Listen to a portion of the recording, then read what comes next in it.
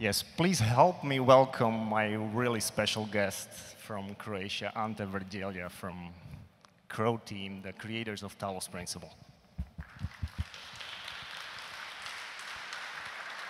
Thank you, Pavel. Thank you. Thank you, Pavel. Can we run the video first so we know what we are talking about here today? Will you love us for having created you?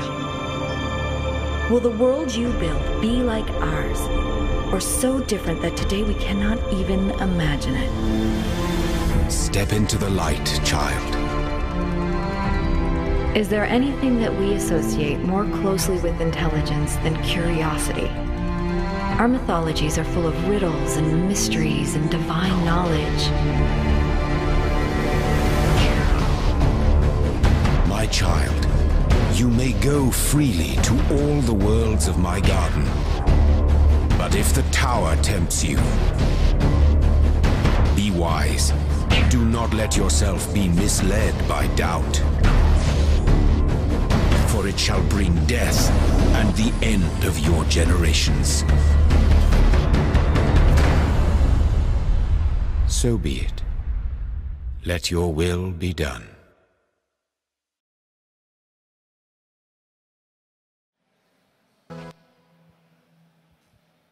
In the beginning were the words, and a couple of years ago the word was that Croteam was working on a new Serious Sam game. We were, that's true, and we still are working on Serious Sam 4. But today's story is going to be about the Talos Principle, the game that we made in the meantime.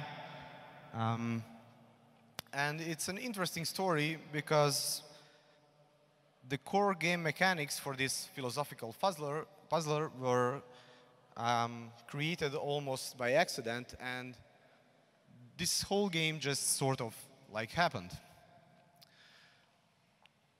I named this talk the world-famous Talos Principle speech because we like to tell that story every chance we get, and we've been doing it for quite some time. The reason is that although it has been more than 6 months that the game came out on PS4 and a bit longer than that on PC, still a lot of people didn't get a chance to play it, and I'd like you to play it, I'd like you to enjoy it, and I'd like you to have as much fun with it as we did while we were creating the game. First of all, let me thank my guys, my team, Admir, Alen, and Davor for helping me with the slides and today's talk. They are back home working on games, but they are here with me, I guess, in spirit today. I can almost feel their presence in this space. My name is Ante. I'm a marketing guy and a producer at Croteam. And after this talk, there will be a short Q&A session. You can ask me anything you want. But first, I'd like to open with a question of my own. So I'd like to know how many of you played the Talos Principle already? A gentleman over there and over there. OK, so thank you for playing the game. And how many of you finished the game? Just you, Pavel? Who is that? No, nobody finished the game. But you played the game. Did you like it? Very much so? You loved it. So Pavel will get you the T-shirt, for both of you, the T-shirts for playing the game. And we'll have some more stuff at the end of this talk. So over here in the second row. Pavel, thank you. And how many of you want to play the game? Excellent, because I have some more swag that I brought from back home. We'll be handing out stuff at the end of this talk, so stick around. It's going to be just half an hour or so of my bad English, bad jokes, and obnoxious personality, really. Croteam has been making games for more than 20 years. And we are best known for Serious Sam franchise, and it says so right on the box. It's fast-paced, first-person shooter that's filled with guns, aliens, explosions. It has a bombastic soundtrack, and it's filled with all kinds of awesome.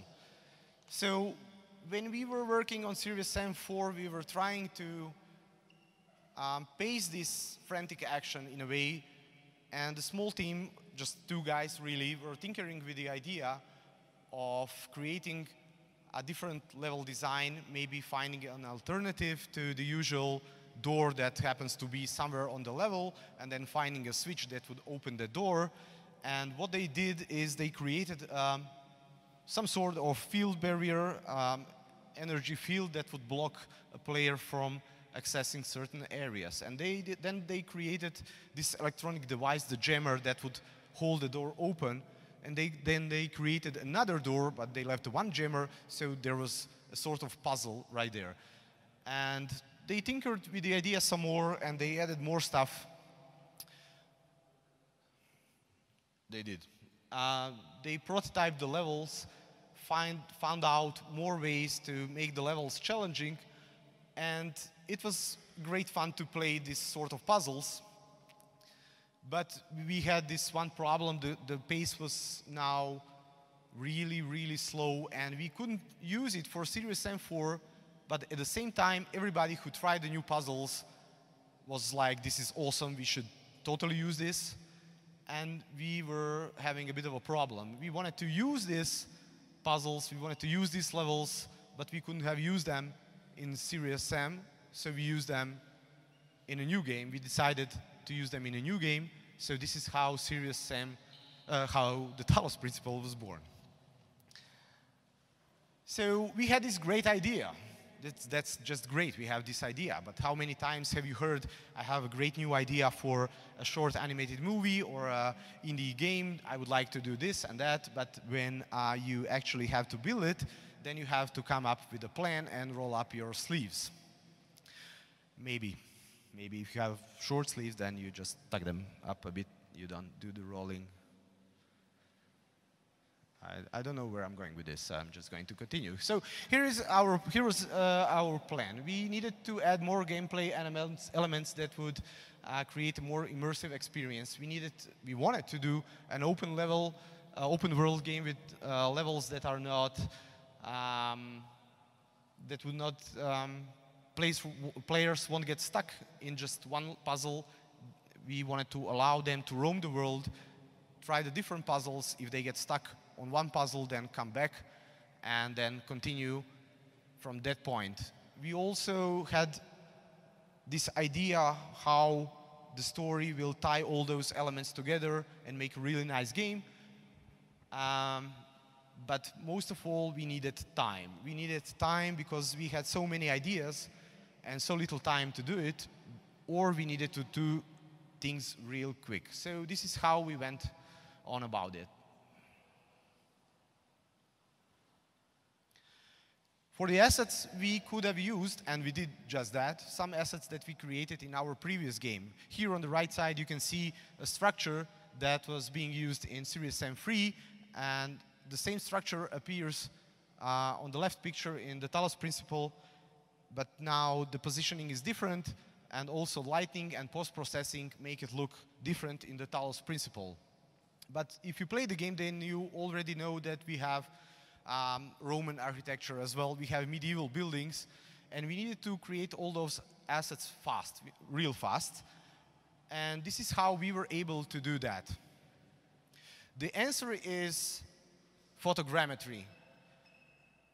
The real simple explanation of this process is that you feed the computer 2D images like photographs of an object in the real world, and out comes the 3D object. So on the left, it's a statue from a site near Rome in Italy. Our team traveled there, took photos, then they feed it to the computer, and on the right side is the model as it appears in the game. So for me, it's kind of magic, really. I'm telling you, it's magic. You feed the photos, out comes the 3D model, and of course, there is also some skill and programming and knowledge involved in the process, but Croteam has been blessed with many talented and creative people who know how to do just that and some more stuff as well. And we also employ some other people that you can send off to Slovakia for a couple of days and nobody would miss them terribly. But this is how you get to hear this speech. So this is our in-house studio for photogrammetry, where we use this same process for creating models of smaller objects and persons as well. And on the right side is the Tower Ascent. That model was created just a couple of weeks ago using a drone. I asked Admir, he's one of those creative and talented people who is in charge of the photogrammetry process, about the same tower and if there's something more that he'd like me to share with you guys today. And he said, yes, of course. So you need to tell them that this model was made out of 336 photographs. It started out as a 14 million dense cloud, then it was optimized to a 14 million 3D object, and it uses a single 16K texture. So now you have that information as well. I relayed it. So we have motion capture as well. We didn't use it in Talos Principle, so it's just me bragging. We have that in our studio. There are some funny pictures of guys trying it out, and I won't make any jokes. Oops, sorry, because it's super fun to use the mocap suit, and I use it myself sometimes. I like to put it on a lot, which is kind of embarrassing to say out in the open. So I guess you can ask me later, which is even more embarrassing. I'll just move on. For the story, we knew how the story was in general, but we needed somebody to really flesh it out. And we had our eye on a couple of guys, Tom Joubert and Jonas Kirates. So we reached out to those guys, and they are amazing writers. They do work on their own games. They write for different games, and they really said it would be okay for them to work on the Talos Principle as well, and they did an outstanding job. I won't be telling you any more about the story today. I won't be spoiling anything, but let me just say, if you often wonder what makes artificial intelligence less human, or how it differs from human intelligence, and if you liked movies, you've seen movies and liked movies like Ex Machina, Her, or I don't know, if you are intrigued by HBO's upcoming remake of Westworld, then you'll really be in love with the story of the Talos Principle. This is not actually Tom. I've met the guy. He's a fine-looking young English gentleman. He's much better at public speaking than I am, but this is how I imagine him working. This is Tom for me. So we had our assets, we had our story, we knew how we wanted to go on about the game, but at the same time, designers were improving the puzzles, testing all internally, arranging the levels and the game. We were preparing the demo and everything else that needed to be done for the final game, but we still needed more time. So to save time, we used automated bot testing. It's a really cool way to find out bugs in your game and save time. I have a video that Pavel will show to you right now. It's the best way for me to explain how the whole thing works. You basically have this bot that runs around the level, and he does it real fast. It's like he's moving in fast forward. I don't think that's the video, Pavel. That's the video with mine. It's actually another cool story. Yes, that's the one. So here you can see a bot that moves real fast in the level, and Pavel will probably run it again because he moves so fast. He was over before I had the chance to say anything. And he can do stuff that would need a lot of man-hours of human testing. Instead of using humans, that would test the game for 10 hours a day. The bot can do it in less than 1 hour from the moment you submit a game or level to him or it. This is also a cool way for us to get some attention from the press, because here you have a game about artificial intelligence, and you basically play as this android, and then you have a bot that is actually helping you build the game. So the press really was interested in that, and they ran a story about bot creating a game with a bot. So it was deep and meta for press. That was kind of a cool hook. And we also have our own engine, our own technology, and this is how all the bugs look in our internal base. Either they are submitted by humans or bot, it doesn't matter, but this automated bot really helped us to speed up the process. So we had photogrammetry that would speed the visuals, bot that would speed things up with building the game, finding the bugs. We had Tom and Jonas writing the story, but at the same time, we needed to do a lot more. We needed to have a lot of small changes that would really give that feel of a polished game, to make a game that was made by 25 guys and girls look like a AAA title. So it's a sort of game mechanics that prevents frustration in players. Everything that sort of works in a game and you do not notice maybe wasn't like that when we first started. We tweaked the game quite a lot, and the whole levels and puzzles were made in the first 5 months. The rest of the work, and it took us almost a year to make all those small changes. So, for example, we have this mine that would just instantly kill you. If you walk around the corner, and Pablo will show the video to you, then it would be just a terrible idea to walk into it. So what we did is we added lasers to the mine. So Pablo is walking right to the corner, and he walks to a mine, and Pablo is dead. Thank you, Pablo. So we added lasers to the mine, and it doesn't sound very safe, but we added also the sound, and you can see in the second video how lasers come before the mine, and you can also hear it coming behind the corner. So this is one of the small changes that we made, and we made lots and lots of those changes. So Croteam is, I guess, with 20 years of experience, far too experienced to admit that we would be caught in a crunch, but things were started to move at a really fast pace. So we needed to get a lot of things done, and we needed to do it fast. So one of those things was making sigils, kind of a mini game that would separate different areas of the game. You would unlock the sigils, then you would unlock the levels.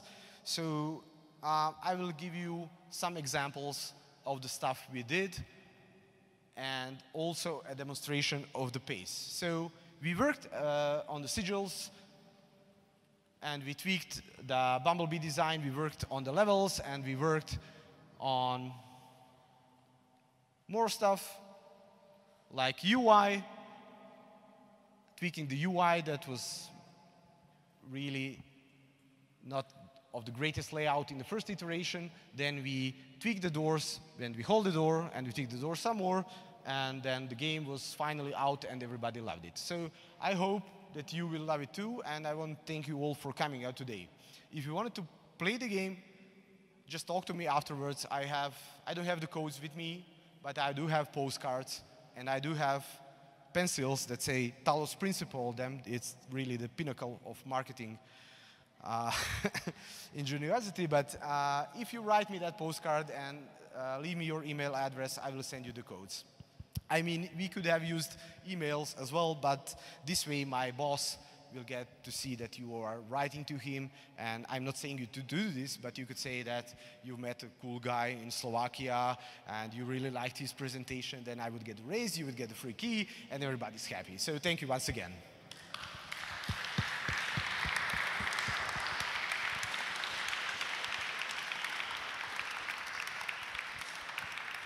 And of course, you can play Talos Principle on the computers Alienware installed over there. If you have a question, raise your hand. And I think we have some T-shirts to give up, Ante? Yes, we have. Okay, so if you want a T-shirt, just raise your hand.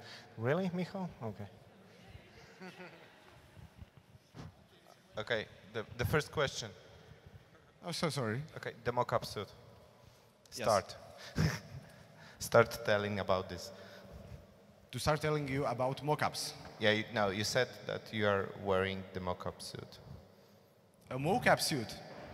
Why? Yes. Well, I also said that you should talk to me about that in private. So, Next question, please. Pretty, please. Next question. The gentleman in the second row, thank you. When I was solving some of the puzzles in Talos Principle, at the end I would always feel super smart, and I think that's kind of the idea of the game, to make the player feel smart. And as you progress, they get harder and harder, and I was wondering, how smart do you really have to be to solve this? Which led me to think, then how smart do you really have to be to invent these puzzles? So my question is it true that you have a super intelligent robot from the future that helped you build this in your studio? Yes. Thank you. Thank you.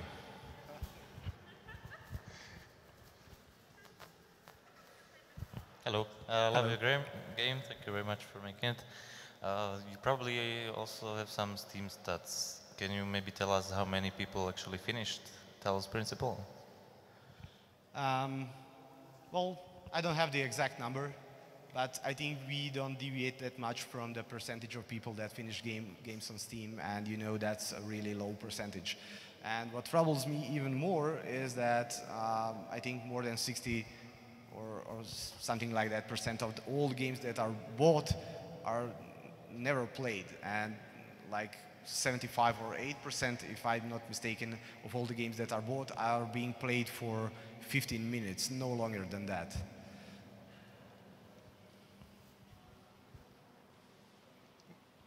Any other question?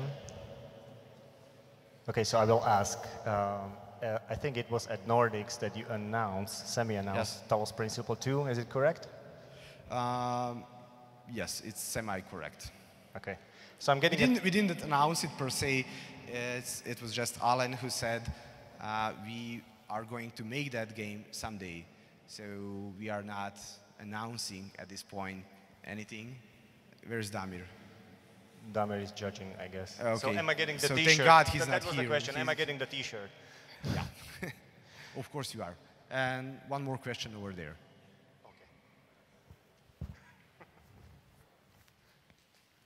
So if you make Talos Principle 2 someday, will you be working with the same Okay. scriptwriter? Script writer Sorry. for... Whether you will be working with the same script writing or team, yeah. Yes, of course. I mean, we already are, and that's kind of settled.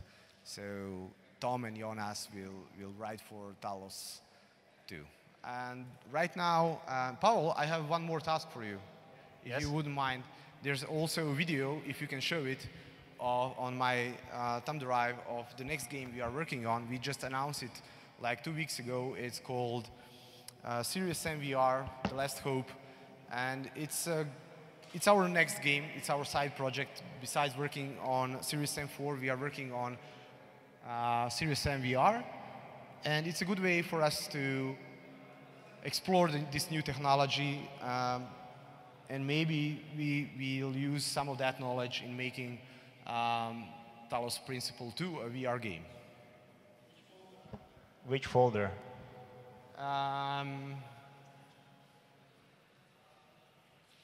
I don't know. It should be there. Oh, never mind. We have a VR setup over there, so if you want to try the game, I actually have a Steam build, so you can try it here. So, have you found it? No. Just walk right over there, pull me by the sleeve and I'll let you play it.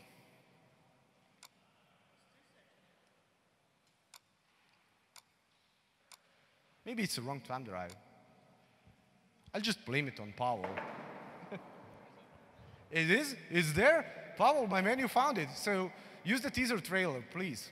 It's on the right. Look. One down. No, wait.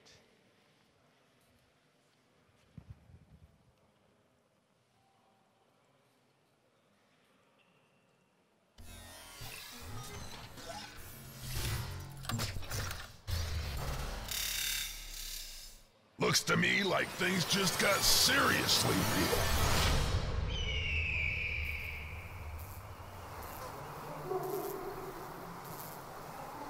Oh yeah. Oh yeah.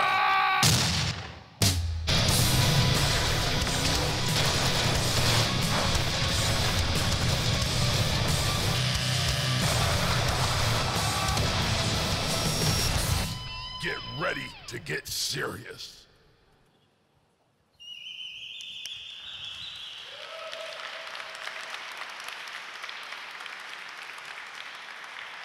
So I'm going to go back a bit, and when I said I wanted you to try Talos Principle and love the game, we also have this, so you can try this as well and like it.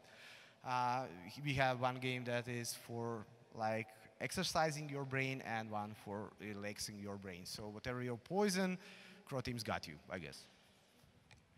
All right, guys. Thanks, Ante. Thank you, Pavel.